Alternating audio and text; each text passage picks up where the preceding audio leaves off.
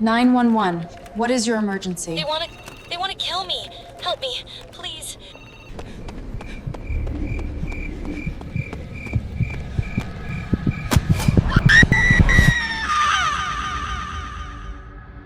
That call, made in May of 2010, was supposed to launch a simple missing person investigation.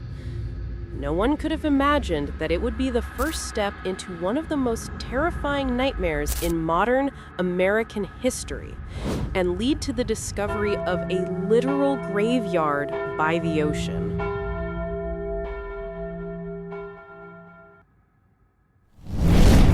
ShadowNotes.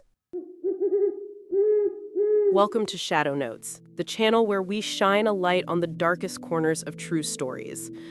Our story unfolds along the Ocean Parkway, a narrow strip of asphalt squeezed between the cold waters of the Atlantic and the dense, almost impassable thicket of Gilgo Beach. For many, it's a scenic route for a summer drive. But after December 2010, this place became synonymous with unimaginable evil. It was then, on December 11th, that Suffolk County Police Officer John Malia and his K-9 partner, Blue, were searching the area for that same missing woman, Shanann Gilbert. A 24-year-old escort, Shanann had disappeared in May of that year after meeting a client in the gated community of Oak Beach. That night, she had fled his house in a panic, banged on neighbors' doors, and made that desperate 22-minute 911 call before it cut off. And this raises a logical question. If Shanann was running from a client, Joseph Brewer, and yelling into the phone, "They're trying to end my life," isn't he the obvious suspect? Of course, he was the first person police questioned, but his story and the facts painted a murky picture that led the investigation astray. Brewer claimed Shanann had suddenly flown into an irrational panic and ran off for no reason. He cooperated fully with the investigation and had an alibi for the time of her actual disappearance in the nearby marsh. The police, based on her erratic behavior that night, leaned toward the theory that she may have been under the influence and her demise was a tragic accident. But Shanann's family never believed it. Was her fear justified? Was she the only one who managed to escape only to perish in the harsh landscape? This question is the key to the entire mystery. The search for answers about her fate would instead uncover an abyss. Pushing through the thorny brush, Blue suddenly froze and signaled towards something on the roadside. It was a burlap sack, almost completely overgrown by the earth. Inside were human remains. But it wasn't Shanann Gilbert. It was 24-year-old Melissa Barthelemy, a petite woman just 4 feet 11 inches tall who had vanished from the Bronx in July 2009. The police immediately cordoned off the area. And just 2 days later, as the official crime scene map shows, a true nightmare began to unfold. Just 0.16 miles from Melissa, the remains of Amber Lynn Costello, a 27-year-old from North Carolina who was lured from her home in September 2010, were found. And then, almost shoulder to shoulder, only 0.05 and 0.07 miles apart, they discovered Maureen Brainard Barnes, a 25-year-old mother from Connecticut who disappeared from Manhattan in July 2007, and Megan Waterman, a 22-year-old single mother from Maine, last seen at a hotel on Long Island in June 2010. 4 victims, discarded on a tiny, almost identical patch of wasteland. They would later be known as the Gilgo 4. While investigating Melissa Barthelemy's case, detectives stumbled upon a detail that chills you to the bone. A week after she disappeared, her 15-year-old sister began receiving calls from Melissa's cell phone. The male voice on the other end didn't threaten. He taunted. He mocked her. He asked vulgar questions. The police traced the calls. They were coming from the very heart of New York City, from the areas around Madison Square Garden and Times Square.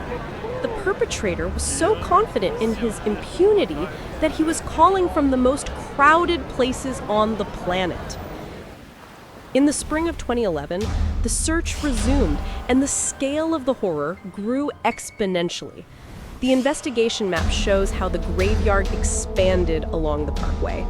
Almost a mile from the first cluster, they found the partial remains of 20-year-old Jessica Taylor, who vanished from Washington, D.C. in 2003, and whose partial remains had also been found in Manorville. And then the remains of 24-year-old Valerie Mack from Philadelphia, who disappeared in 2000 and whose partial remains had also been found in Manorville.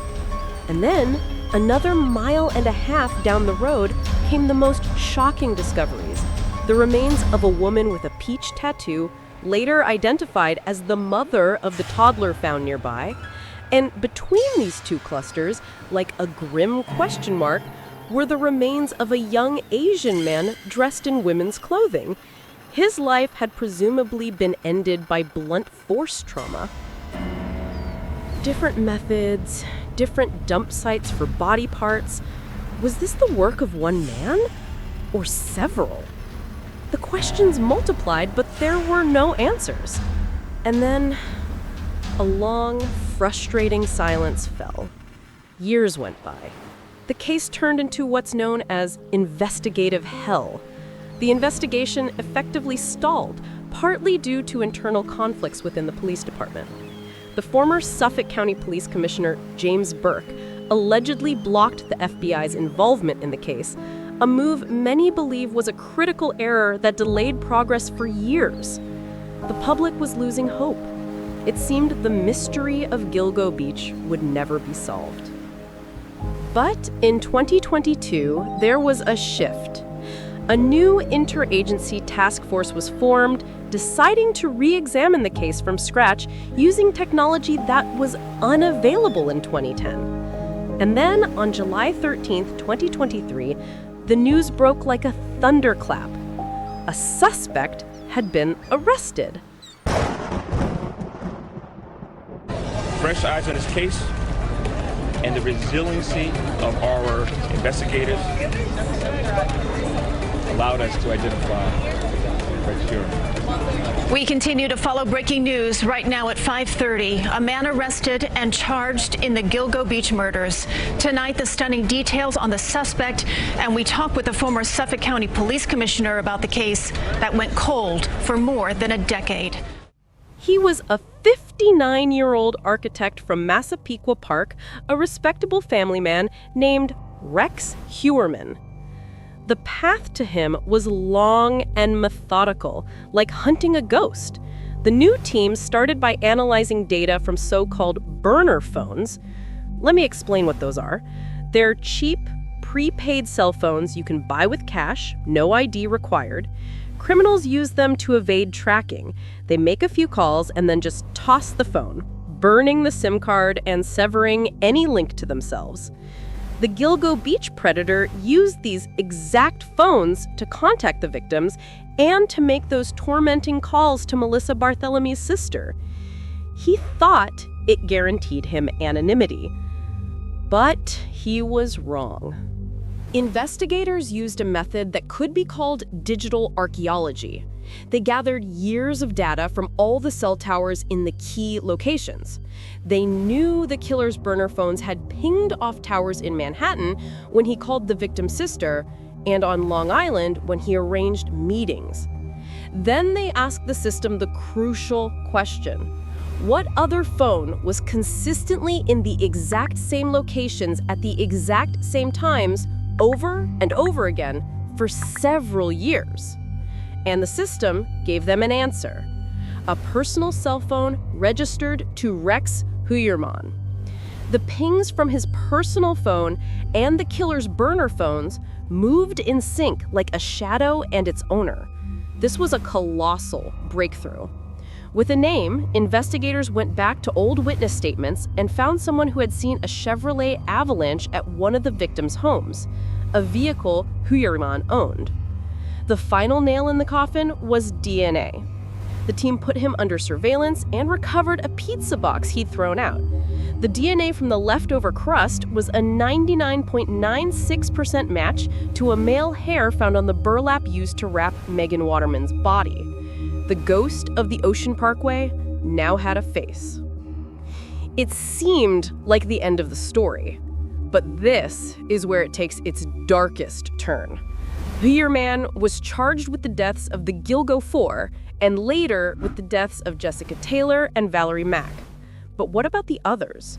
The mother and her toddler, the Asian man, their cases remain officially unsolved. And this is where the official version clashes with disturbing facts. Take the case of Shanann Gilbert, the woman whose call started it all. Her remains were found in December 2011 in a marsh, and the official ruling is that her death was an accidental drowning. However, an independent autopsy requested by her family showed damage to her hyoid bone, which can indicate strangulation. The family is convinced she was a victim of the same predator. The official reports say one thing, but the facts make you doubt. So is the case truly closed? Was Heuermann the only predator, or is someone else still hiding on Long Island who hunted along this coast? More than a decade after those horrific discoveries, the Ocean Parkway still holds its secrets. The arrest of one man brought a long-awaited sense of justice to some families, but for others, it only deepened the uncertainty. The mystery of who else might have hunted in those dunes remains an open wound on the body of Long Island. A community that lived in fear now lives with a question. Have all the monsters been caught? To me, the story is a terrifying reminder of the thin line that separates the mundane from absolute nightmare. A person can live a double life for decades, hiding a monstrous true nature behind a facade of normalcy. And the scariest part is, we can never be sure we know everyone who is hiding in the shadows. What are your thoughts on this story? Do you believe Rex Heuermann was the sole perpetrator, or is someone else still hiding on Long Island? Write your theories in the comments. And if you want to see more investigations like this, subscribe to ShadowNotes.